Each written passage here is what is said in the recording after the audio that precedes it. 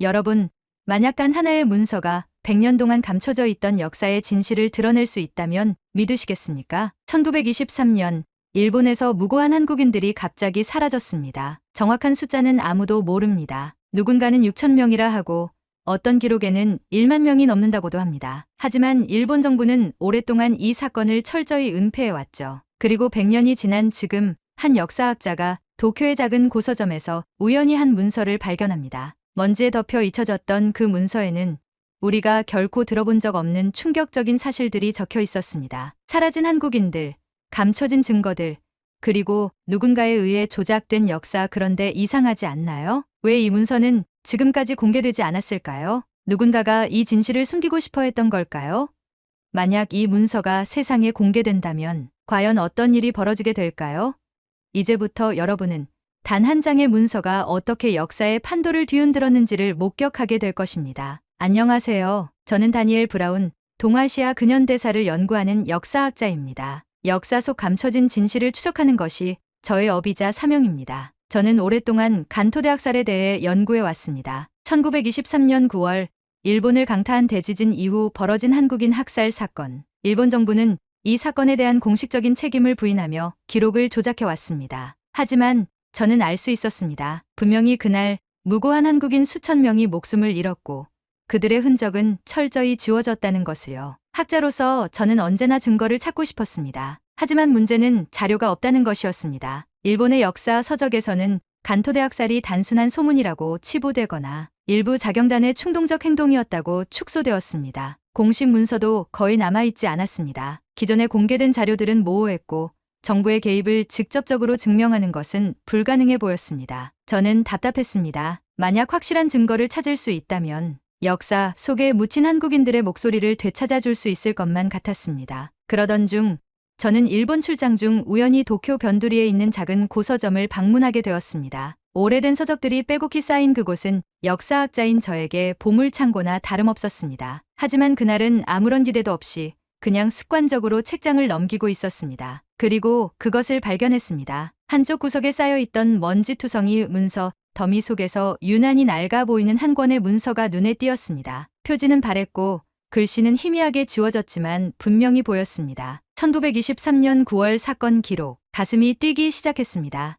설마. 조심스럽게 문서를 펼쳤습니다. 처음엔 잘못 본 줄 알았습니다. 하지만 아닙니다. 분명히 기록되어 있었습니다. 한국인 사살. 명령에 따른 실행 완료. 순간 손끝이 얼어붙었습니다. 제 심장이 쿵 하고 내려앉았습니다. 이건 단순한 목격담이 아니었습니다. 자경단이 아니라 일본 정부가 직접 조직한 학살 작전에 대한 보고서였습니다. 누가 명령을 내렸고 어떤 방식으로 실행되었으며 어떻게 증거를 은폐했는지 상세히 적혀 있었습니다. 숨을 삼키며 페이지를 넘겼습니다. 신문과는 전혀 다른 내용이었습니다. 기존 역사서에서는 한국인 학살이 자경단의 자발적 행위였다고 했지만 이 문서에는 일본 경찰과 군대까지 개입했다는 구체적인 명령 체계가 기록되어 있었습니다. 단순한 폭동 진압이 아니라 조직적이고 계획적인 학살이었습니다. 그 문서에는 심지어 희생자들의 숫자까지 적혀 있었습니다. 공식 기록보다 훨씬 많았습니다. 정부는 몇백 명 수준의 피해라고 발표했지만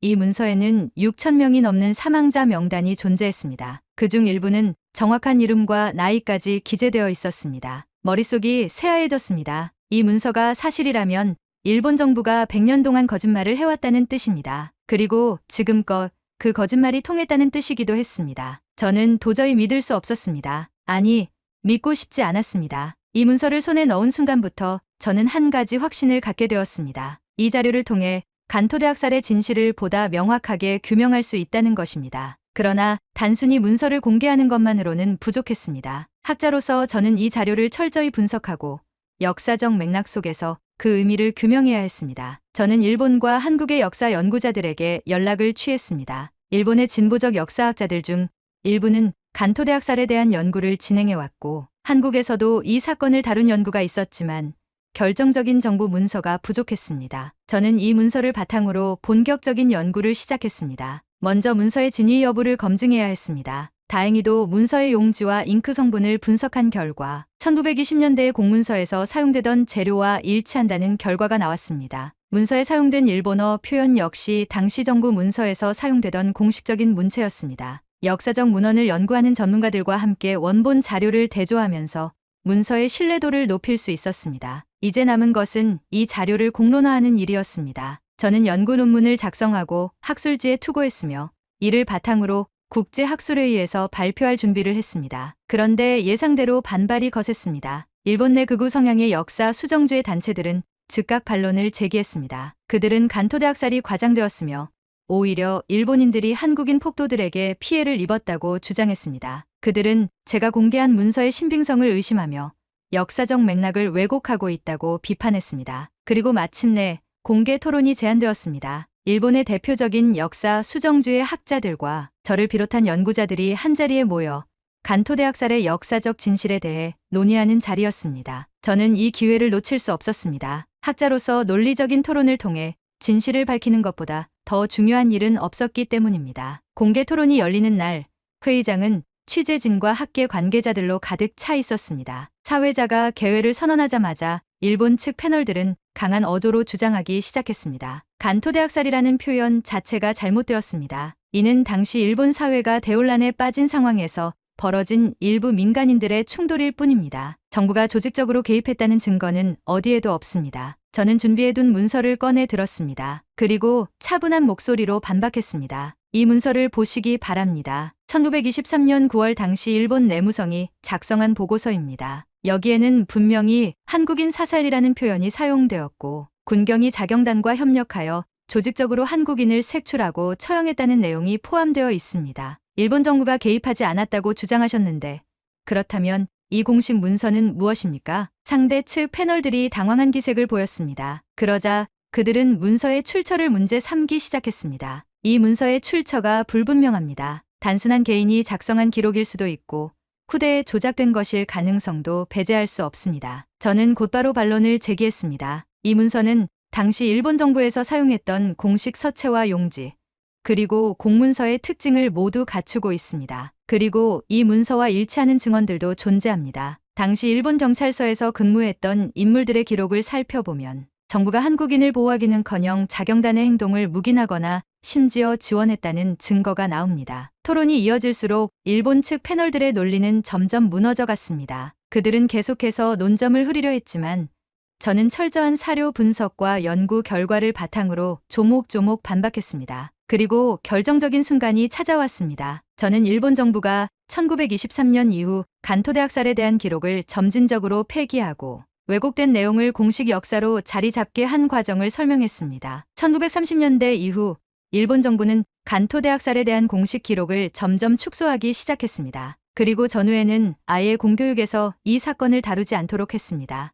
여기 보시면 1945년 이전에 출판된 일부 자료에는 간토대 학살의 피해 규모가 상세히 나와 있지만 전후에 나온 교과서에서는 이 사건이 거의 언급되지 않습니다. 이것이 단순한 우연일까요? 청중들 사이에서 웅성거림이 들려왔습니다. 일본 측 패널들은 더 이상 유의미한 반론을 내놓지 못했고 결국 토론은 제 주장과 연구 결과를 중심으로 흘러갔습니다. 토론이 끝난 후 저는 여러 학자들과 언론사로부터 인터뷰 요청을 받았습니다. 많은 사람들이 간토대 학살에 대한 진실을 새롭게 인식하게 되었다는 반응을 보였습니다. 일본 내에서도 일부 언론은 이번 토론을 계기로 간토대 학살을 재조명해야 한다는 논조를 내놓기 시작했습니다. 진실을 숨길 수는 있어도 영원히 지울 수는 없다는 것을 다시 한번 확인하는 순간이었습니다. 공개 토론 이후 저는 간토대 학살에 대한 연구를 한 단계 더 발전시키기로 결심했습니다. 이제 단순히 문서만으로 증명하는 것이 아니라 피해자 후손들의 증언을 바탕으로 실체를 밝혀야 했습니다. 간토대 학살은 단순한 역사적 기록이 아니라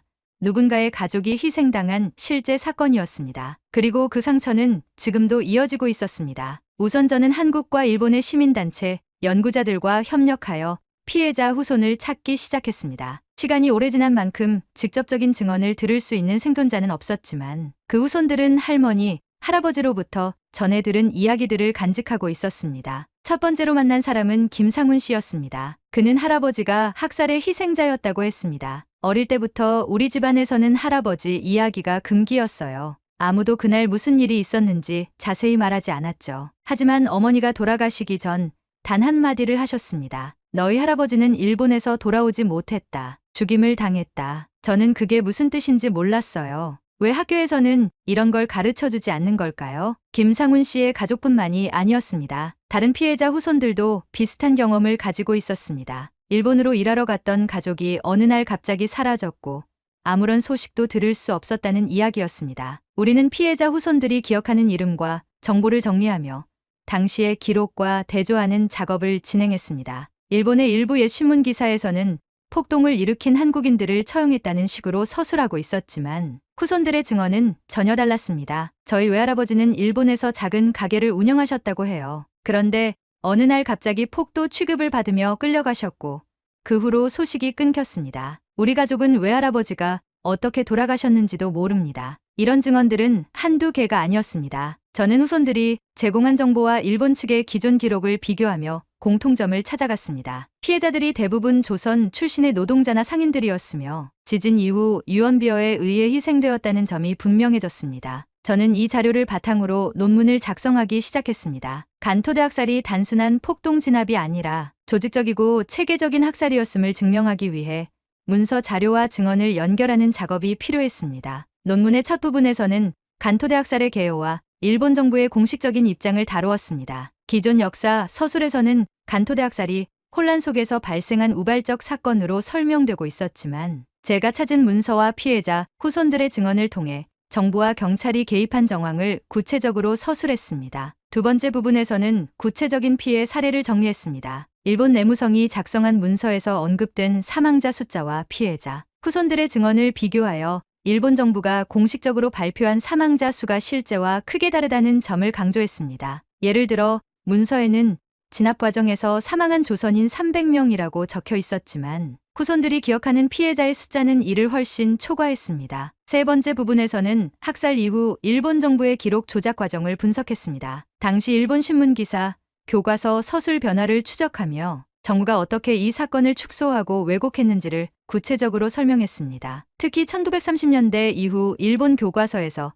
간토대 학살에 대한 언급이 사라졌다는 점을 지적하며 일본 내 역사 교육이 어떻게 변질되었는지를 강조했습니다. 논문의 마지막 부분에서는 피해자, 후손들의 목소리를 직접 담았습니다. 그들이 왜 이 사건을 기억해야 하는지, 그리고 일본 정부가 과거를 인정해야 하는 이유를 설명했습니다. 논문 초안이 완성된 후 저는 일본과 한국의 역사학자들에게 피드백을 요청하며 논문의 완성도를 높여갔습니다. 증언과 문서 기록을 더욱 정밀하게 연결하고 일본 정부의 책임을 보다 명확하게 입증할 방법을 고민했습니다. 무엇보다 중요한 것은 피해자 후손들의 목소리를 최대한 정확하고 생생하게 반영하는 것이라고 봤습니다. 단순한 역사적 사실 나열이 아니라 이 학살이 실제로 사람들의 삶에 어떤 영향을 미쳤는지를 전달하는 것이 중요했습니다. 후손들과의 인터뷰를 다시 정리하면서 저는 한 가지 공통점을 발견했습니다. 학살 이후에도 일본에 남아있던 조선인들은 오랫동안 이 사건을 입에 올리지 못했다는 점이었습니다. 할머니는 평생 일본에서 살면서도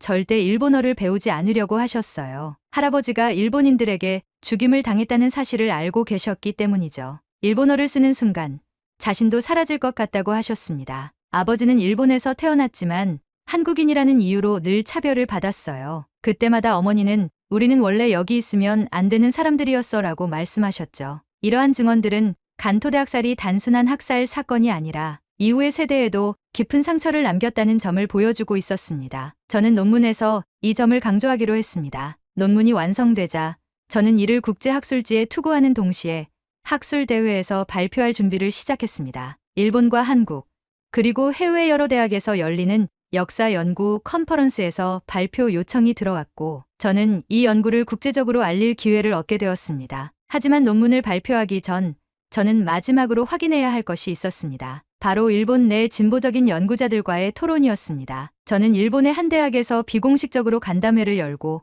몇몇 교수들과 논문 내용을 검토하는 시간을 가졌습니다. 한 일본인 교수는 이렇게 말했습니다. 이 논문은 일본 역사 연구에 있어서 중요한 전환점이 될 수 있습니다. 하지만 일본 사회에서 받아들여지기 위해서는 더욱 정밀한 사료 검증이 필요합니다. 일본 정부가 공식적으로 남긴 기록과 피해자, 증언 사이의 연결점을 조금 더 구체적으로 보완하면 좋을 것 같습니다. 저는 교수의 조언을 받아들여 논문을 한 차례 더 보완했습니다. 특히 일본 정부 문서와 후손들의 증언을 연결하는 부분을 더욱 명확하게 정리했습니다. 이제 모든 준비가 끝났습니다. 간토대학살의 진실을 국제사회에 알릴 시간이 다가오고 있었습니다. 몇 주 뒤 드디어 논문을 발표할 날이 다가왔습니다. 저는 일본과 한국을 비롯해 미국, 유럽 등 여러 나라의 역사, 연구자들이 참석하는 국제학술대회에서 간토대학살에 대한 연구 결과를 공개했습니다. 발표장이 가득 찬 가운데 저는 천천히 마이크를 들고 입을 열었습니다. 1923년 9월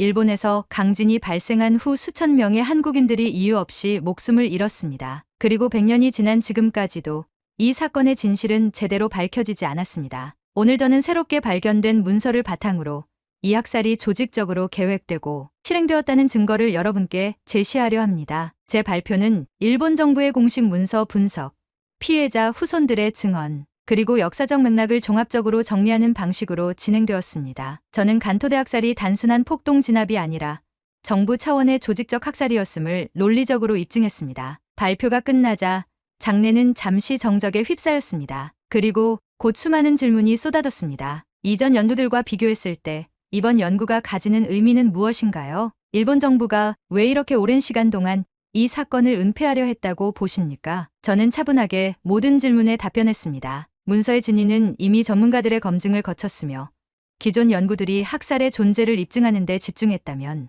저의 연구는 학살이 조직적으로 자행되었음을 입증하는 데 초점을 맞추었다고 설명했습니다. 그리고 일본 정부가 이 사건을 은폐하려 한 이유는 전후 일본의 국가 정체성과 깊은 관련이 있다고 덧붙였습니다. 국제학술대회 이후 연구 결과는 빠르게 퍼져나갔습니다. 주요 학술지가 제 논문을 실었고 여러 언론 매체에서도 이를 보도하기 시작했습니다. 100년 만에 밝혀진 간토대 학살의 진실, 일본 정부, 과거 학살 은폐의 정황 드러나 새로운 연구, 간토대 학살이 조직적 학살임을 입증. 세계적인 언론사에서도 관심을 보였습니다. BBC, 뉴욕타임스, 르몽드 같은 매체들이 간토대 학살을 재조명하며 일본 정부의 공식적인 입장을 요구하기 시작했습니다. 한국에서는 물론이고 미국과 유럽에서도 일본의 역사 왜곡 문제를 지적하는 목소리가 높아졌습니다. 일본 내에서도 반응이 갈렸습니다. 일부 언론과 학자들은 연구 결과를 인정하고 역사적 재평가가 필요하다고 주장했습니다. 하지만 일본 정부는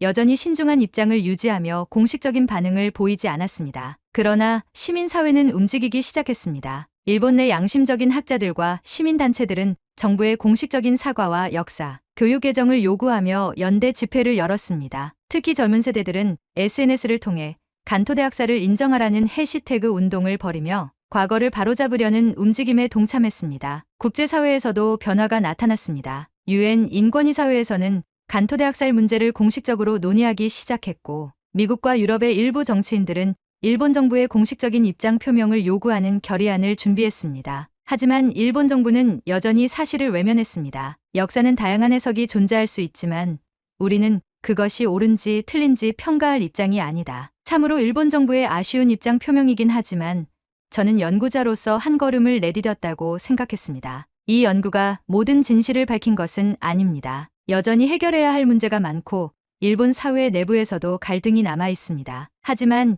이제 더 이상 간토대 학살은 묻혀있지 않습니다. 국제사회가 이 사건을 알게 되었고 피해자 후손들도 자신의 목소리를 낼 수 있게 되었습니다. 저는 다시 연구실로 돌아와 다음 논문을 준비하기 시작했습니다. 역사는 단순히 과거의 일이 아닙니다. 그것은 지금을 살아가는 우리에게도 깊은 영향을 미치며 우리가 어떤 미래를 만들어갈지를 결정하는 중요한 요소입니다. 진실을 밝히는 일은 힘들고 오랜 시간이 걸리는 일이지만 반드시 해야 하는 일입니다. 그리고 저는 앞으로도 그 길을 걸어갈 것입니다. 이 일환으로 가장 먼저 착수한 일은 역사 교육 자료 제작이었습니다. 일본과 한국, 그리고 세계 여러 나라에서 간토대 학살을 올바르게 이해할 수 있도록 하는 교육 자료를 만들었습니다. 기존의 일본 교과서에서는 이 사건이 거의 언급되지 않거나 왜곡된 형태로 서술되어 있었기에 저는 학생들이 보다 객관적인 자료를 접할 수 있도록 중립적이고 학문적으로 검증된 콘텐츠를 개발하는 데 집중했습니다. 또한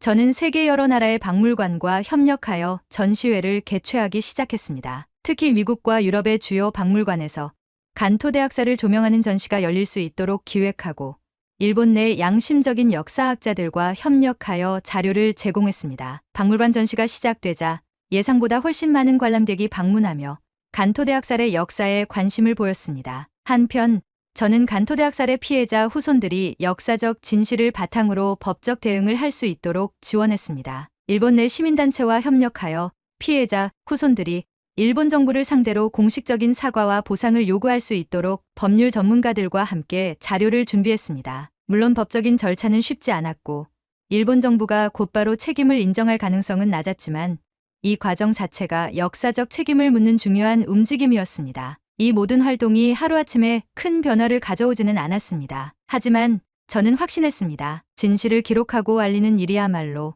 역사의 왜곡을 바로잡고 더 나은 미래를 만드는 데 기여하는 길이라는 것을요. 올바른 역사를 기억하는 것, 그것이 바로 우리가 해야 할 일입니다.